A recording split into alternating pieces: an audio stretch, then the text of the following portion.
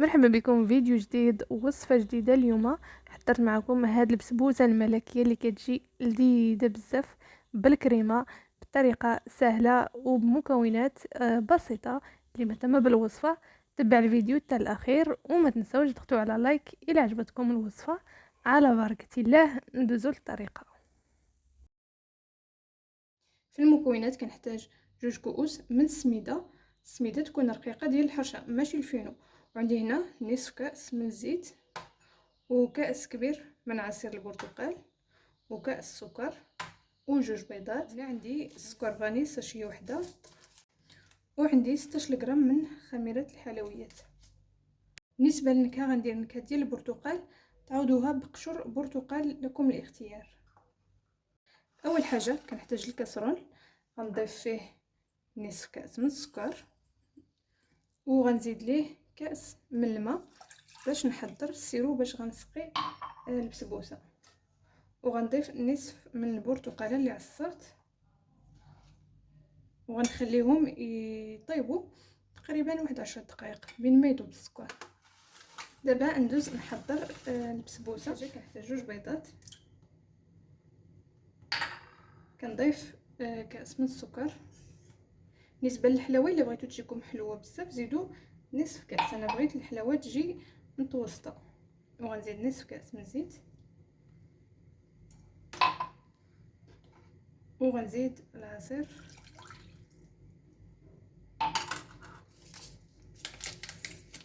وغنزيد ساشيه ديال الفاني.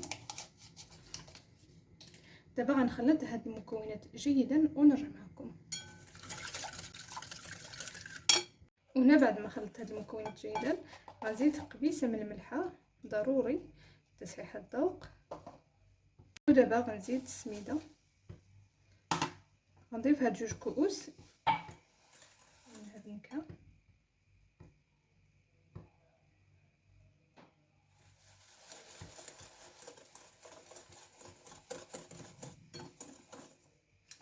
هنا ضفت 2 كؤوس، غنزيد تقريبا نص حيتاش هاد السميده راه كتشرب.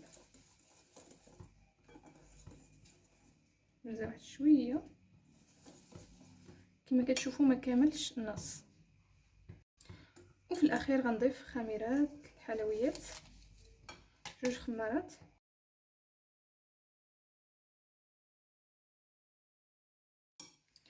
هذا هو القوام ديال البسبوسه. كما كتشوفوا ما تيكونش ثقيل بزاف، تيكون جاري بحال هكا.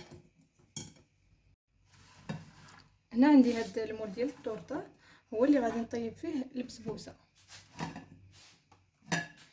بالنسبه للمول دهنته بشويه من الزيت، وضفت ليه ورشيته برشه خفيفه من السميده. هنا غنضيف غير النصف من الخليط صافي بحال هكا.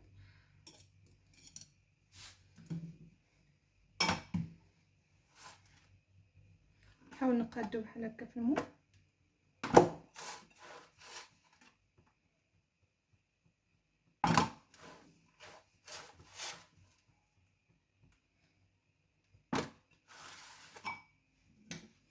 غنزيد مازال واحد شويه حيتاش هاد الباقي مازال غنزيد ليه واحد كاس الحليب، واحد نصف كاس الحليب اولا كاس الماء، حيتاش ضروري تيكون ثقيل شويه.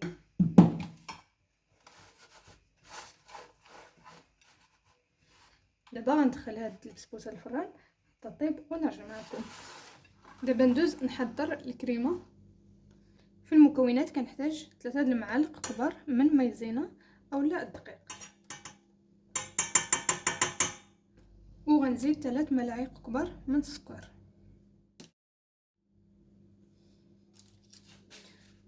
وغنزيد هاد المكون السحري اللي كيخلي الكريمه تجي لذيذه بزاف، اللي هو 2 معالق كبار من حليب مجفف، وغنزيد 1 ملعقه كبيره من الماء الزهر. بالنسبه للماء الزهر اختياري، انا كيعجبني الماء الزهر في البسبوسه. وفي الاخير غنزيد نصف لتر من الحليب، وغنخلط هاد المكونات جيدا ونخليه هاد الخليط يطيب على نار متوسطه مع التحريك.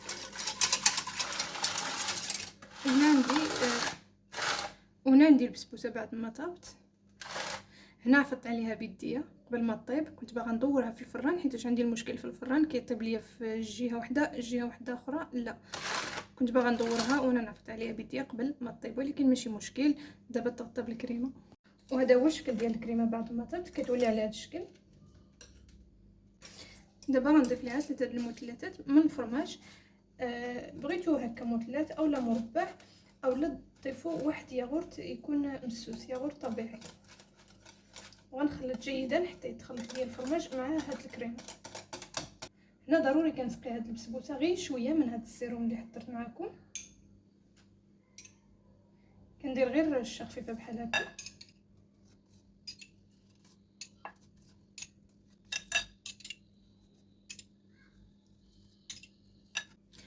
ودابا غنضيف الكريمه. هنا كنقاد الكريمه بالزربه حيتاش دغيا كتبرد. هنا ضروري الكريمه كنوصلها للجوانب بحال هكا باش غنضيف الباقي ديال البسبوسه. دابا نخليها حتى تبرد شويه، عاد نضيف البقايا ديال البسبوسه.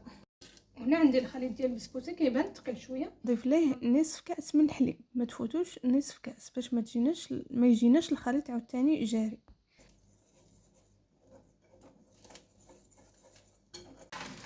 وهنا عندي الكريمه شدات في راسها شويه، كنقيسها هكايا بصبعي، ما كتشدش في صبعي بحال هكا. دابا غنضيف هاد الخليط ديال الكيك فوق من هاد الكريمه.